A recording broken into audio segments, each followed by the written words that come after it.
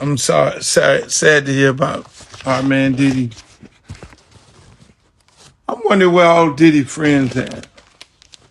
All the people who made money off of Diddy. Where's all his friends? All the people who sat there, ate off the man. Nobody is coming to his aid. I mean, y'all tell me how y'all feel about the Diddy situation. I don't like people piling on. You know, the man going through something. Everybody had their day in court. You know, he's going through some deep shit. And for people to be out there piling on the man, that's f***ed up. You know, I don't wish that shit on nobody. It's obvious that he has some situations happening. And people are out there and he got to deal with it. The fact that you see people like Caresha and Meek Mill, they're so quiet about this whole situation with the home raid, it's alarming. It's almost like this is either the opportunity to separate themselves from Diddy, or are they guilty? I mean, they have been listed up and down that lawsuit with Little Rod. Uncle Luke asked a great question. Where are his friends? Where are the Ushers, the Jay-Z's, Rick Ross? So many celebrities were seen at his party, but they've all been pretty much quiet. The only person that has been speaking, really, is 50 Cent. And we all know what he's been saying. He's even working on that documentary, as you can see.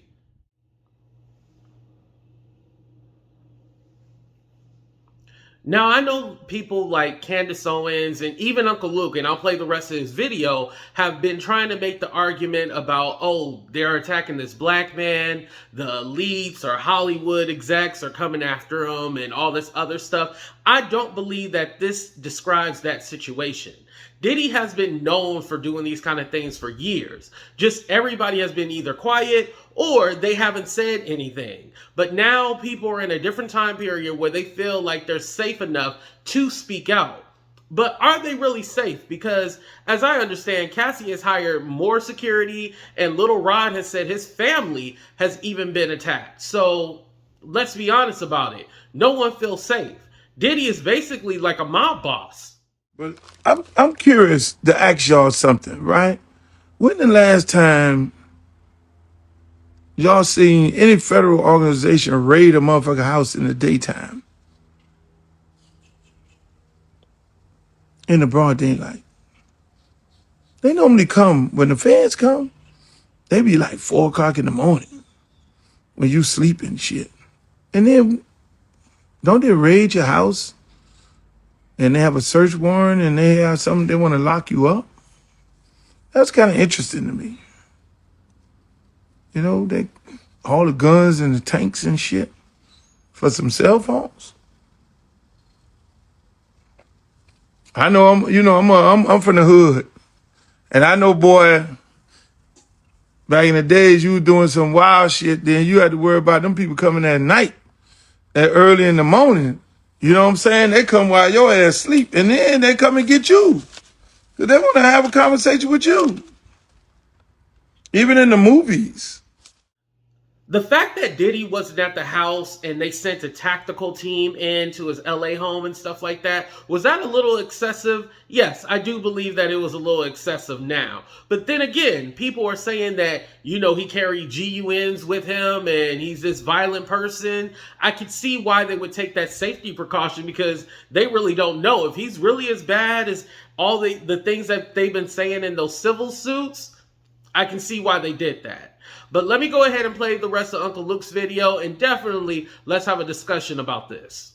When you go and you get these billions and you see them put you up on a pedestal, that's because they put you up on a pedestal.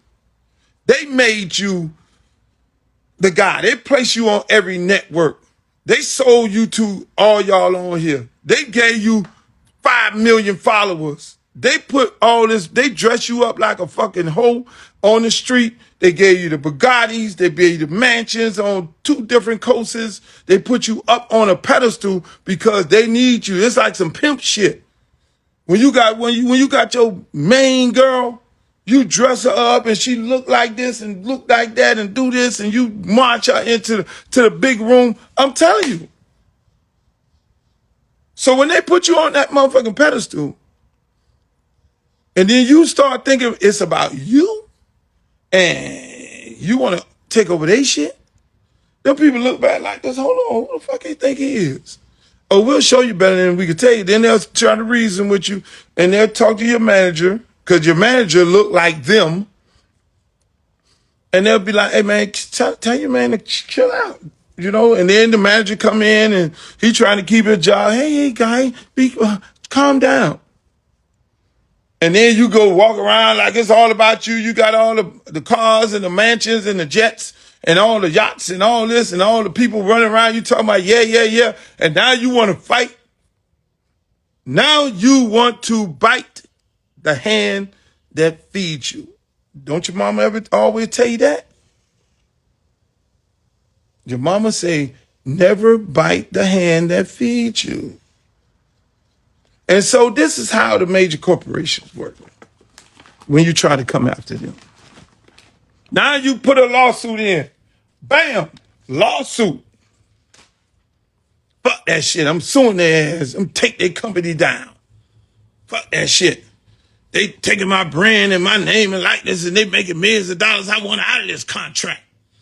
And now, mind you, these people on the stock market, they stock go down 5%. That just cost them some billions. So they're looking at this motherfucker to the shareholders. This motherfucker is affecting our stock. They gotta hold on. You just fucked up some billions of dollars. These are major corporations that are on the stock market that you can affect their stock and cost them in one day billions of dollars by having their stock drop because your sneakers, you telling people you don't want them selling your sneakers. Or you don't want them they stealing money from you, ain't paying you off the liquor. Them people like, hold the fuck on. Okay, get the lawsuit. Now when you get the lawsuit, you got to go to the judge. State judge, they definitely own the state judge because they're going to buy up the number one law firm who put the most money into the state judge, into the local judge campaign to make him the local judge. Big bank take little bank. It goes back to CeeLo. The federal judge, they're going to then find out what senator and congressman that called the president to say, I need an appointment for my federal judge, because how do you get an appointment for a federal judge is because I'm a major donor. And hey, man, I got a friend of mine that's a judge, man, on the circuit level. Man, I would love for him to be a federal judge, and I'm going to max out in your campaign. Matter of fact, I'm going to generate a couple $100,000 or $1 million to put in your campaign. You win the seat. You then call up the president. President then say, hey, look here, man, nominate this motherfucker right here. So now you got a fucking judge in here. You got the state judge. So then now you black man who don't own these people company, you want to talk all your cash money shit. And you want to go after these people, what ends up happening?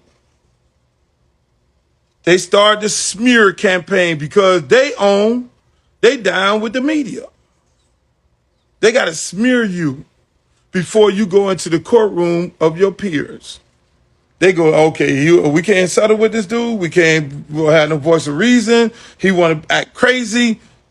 Now we're going to go after you. Now we're going to call up our same senator. Hey, man, I need you, man, go issue a search warrant, man. I need you to drag this motherfucker. In the hood, that's what we call it. I want you to drag his ass. I want you to have all kind of allegations. So by the time he come in this courtroom, he going to wish he know we're going to take every fucking dime you got.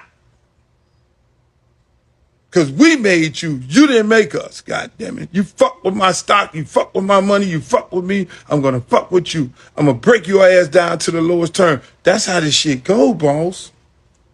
So when you fuck with them people that put that bread in your pocket that made you, they're gonna take you down to the lowest terms.